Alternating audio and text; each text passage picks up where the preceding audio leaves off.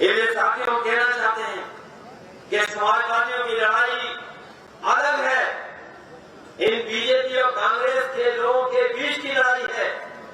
और अगर सिद्धांत के रूप में देखोगे, कार्यक्रम के रूप में देखोगे, तो ये दोनों दल एक से हैं। पहले बीजेपी, कांग्रेस, इन दोनों के सिद्धांत देख रहे हैं। जो लोग कभी कांग्रेस में थे वो भी बीजेपी में पहुंच गए, और जो बीजेपी के लोग थे वो कांग्रेस में पहुंच गए।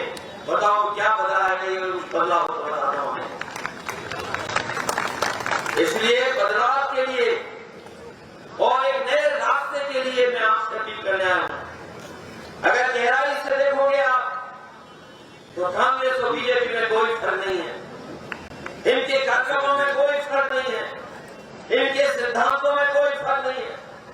जो बाबा साहब भीमराव अम्बेडकर जी ने हमें संविधान दिया था, जिस संविधान के तहत हमें आरक्षण मिला था, हमें नौकरी और रोजगार मिलने लगा था, हमारे पिछड़े और दलित आगे बढ़ने लगे थे।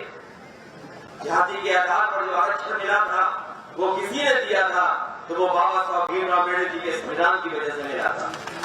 पहले कांग्रेस ने लागू नहीं होने दिया, बड़ी संघर्ष और लड़ाई के बाद और समाजवादियों के तमाम दबाव के बाद जाकर के मर्डर कमीशन लागू हुआ था, तब जाकर के हमारे पिछड़े और दलित भाइयों को कुछ हक और सम्मान मिला। आज वो परिस्थितियां बदल रही है। कभी कांग्रेस रोकती थी हमें, आज बीजेपी रोकने का काम कर रही है। इसलिए अगर आप चाहते हो कि आपकी जाति गणना हो, आपकी गिनती हो, आप जिस पार्टी को सबसे ज्यादा समर्थन मिलेगा उसी की सरकार बनेगी। बीजेपी भी ढूंढ रही थी विधायकों को, कांग्रेस भी ढूंढ रही थी, और मुझे याद है उस समय जो मुख्यमंत्री बने थे कांग्रेस के, उन्होंने कहा कि समाजवादी पार्टी अगर समर्थन कर देगी तो हमें दूसरे दल से भी समर्थन मिल जाएगा, और गवर्नर भी हमें बुला लेंगे शपथ के लिए।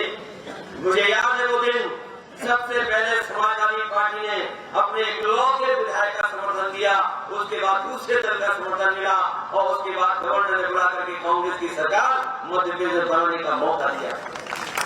मैं आज दावे के साथ कह सकता हूं, अगर समाजवादियों ने उस समय समर्थन नहीं दिया होता तो पहले कांग्रेस की सरकार नहीं बनती। अगर किसी ने समर्थन देकर के कांग्रेस पार्टी की सरकार बनाई थी तो वो समाजवादी पार्टी का इकलौता विधायक था जिसने समर्थन किया, तो उसके बाद कांग्रेस पार्टी की सरकार बनी।